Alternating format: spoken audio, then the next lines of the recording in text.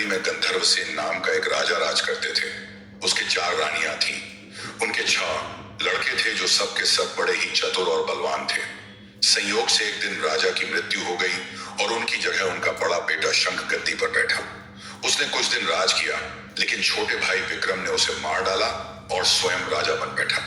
उसका राज्य दिनों दिन बढ़ता गया और वह सारे जम्बू द्वीप का राजा बन बैठा। एक दिन उसके मन में आया कि उसे घूमकर सैर करनी चाहिए और जिन देशों के नाम उसने सुने हैं उन्हें देखना चाहिए। सो वह गद्दी अपने छोटे भाई भर्तृहरि को सौंपकर योगी बनकर राज्य से निकल पड़ा। उस नगर में एक ब्राह्मण तपस्या करता था। एक दिन देवता ने प्रसन्न होकर उसे एक फल दिया और कहा कि इसे जो भी खाएगा वही अमर हो जाएगा। ब्राह्मण ने वह फल लाकर अपनी पत्नी को दिया और देवता की बात भी बता दी। ब्राह्मणी बोली, हम अमर होकर क्या करेंगे? हमेशा भीख मांगते रहेंगे, इससे तो मरना ही अच्छा है। तुम इस फल को ले जाकर राजा को दे आओ और बदले में कुछ धन ले आओ। यह सुनकर ब्राह्मण फल लेकर राजा भर्तृहरि के पास गया और सारा हाल कह सुनाया। भर्तृहरि ने फल ले लिया और ब्राह्मण को 1 लाख रुपए देकर विदा कर दिया। भर्तृहरि अपनी एक रानी को बहुत चाहता था। उसने महल में जाकर वह फल उसी को दे दिया। रानी की मित्रता शहर कोतवाल से थी। उसने वह फल कोतवाल को दे दिया। कोतवाल एक वेश्या के पास जाया करता था। वह उस फल को उस वेश्या को दे आया। वेश्या ने सोचा कि यह फल तो राजा को खाना चाहिए। वह उसे लेकर राजा भर्तृहरि के पास गई और उसे दे दिया। भर्तृहरि ने उसे बहुत सा धन दिया, लेकिन जब उसने फल को अच्छी तरह से देखा तो पहचान लिया। उसे बड़ी चोट लगी, पर उसने किसी से कुछ कहा नहीं। उसने महल में जाकर रानी से पूछा कि तुमने उस फल का क्या किया? रानी ने कहा, मैंने उसे खा लिया। राजा ने वह फल निकाल कर दिखा दिया। रानी घबरा गई और उसने सारी बात सच सच कह दी। भर्तृहरि ने पता लगाया तो उसे पूरी बात ठीक ठीक मालूम हो गई। वो बहुत दुखी हुआ। उसने सोचा, यह दुनिया माया जाल है, इसमें अपना कोई नहीं। वह फल लेकर बाहर आया और उसे धुलवाकर स्वयं खा लिया। फिर राजपाट छोड़ योगी का भेष बना जंगल में तपस्या करने चला गया। भर्तृहरि के जंगल में चले जाने से विक्रम की गद्दी सूनी हो गई। जब राजा इंद्र को यह समाचार मिला तो उन्होंने एक देव को धारा नगरी की रखवाली के लिए भेज दिया। वह रात दिन वहीं रहने लगा। भर्तृहरि के राजपाट छोड़कर वन में चले जाने की बात विक्रम को मालूम हुई तो वह लौटकर अपने देश में आया। आधी रात का समय था। जब वह नगर में घुसने लगा तो देव ने उसे रोका। राजा ने कहा, मैं विक्रम हूं, यह मेरा राज है, तुम रोकने वाले कौन होते? देव बोला, मुझे राजा इंद्र ने इस नगर की चौकसी के लिए भेजा है। तुम सच्चे राजा विक्रम हो तो आओ, पहले मुझसे लड़ो। दोनों में लड़ाई हुई। राजा ने जरा सी देर में देव को पछाड़ दिया। तब देव बोला, हे राजन, तुमने मुझे हरा दिया, मैं तुम्हें जीवन दान देता हूं। इसके बाद देव ने कहा, राजन, एक नगर और एक नक्षत्र में तुम 3 आदमी पैदा हुए थे।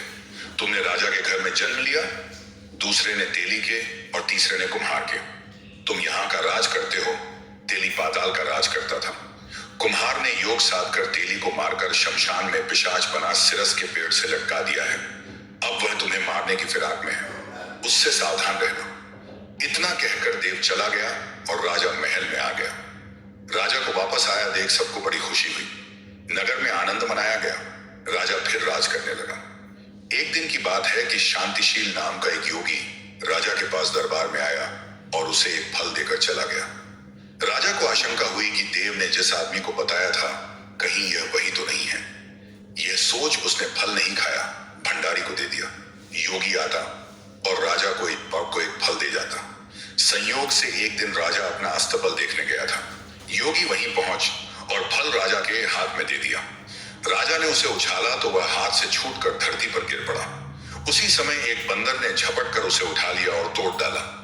उसमें से एक लाल निकला जिसकी चमक से सबकी आंखें चौंधिया गईं। राजा को बड़ा अचरज हुआ। उसने योगी से पूछा, आप यह लाल मुझे रोज क्यों दे जाते हैं?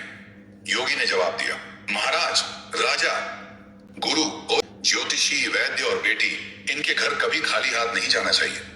राजा ने भंडारी को बुलाकर पीछे के सब फल मंगवाए। तोड़वाने पर सब में से एक एक लाल निकला। इतने लाल देखकर राजा को बड़ा हर्ष हुआ।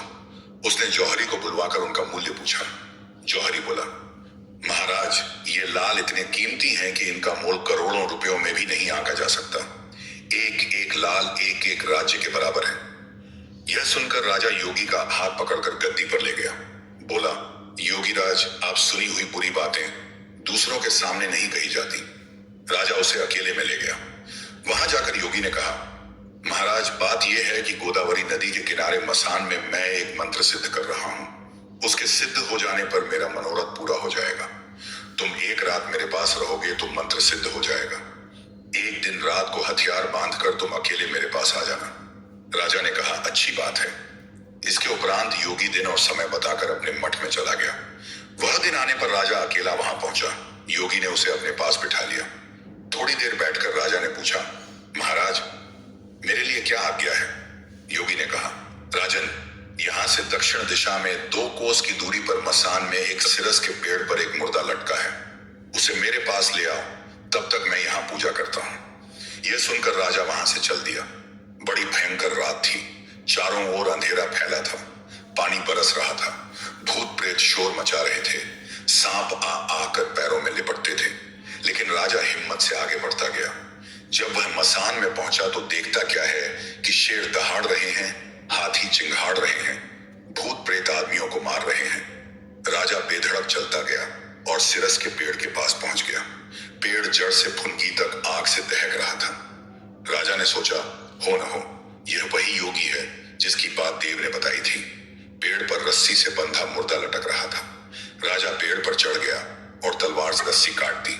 मुर्दा नीचे गिर पड़ा और दहाड़ मार मार कर रोने लगा। राजा ने नीचे आकर पूछा, तू कौन है?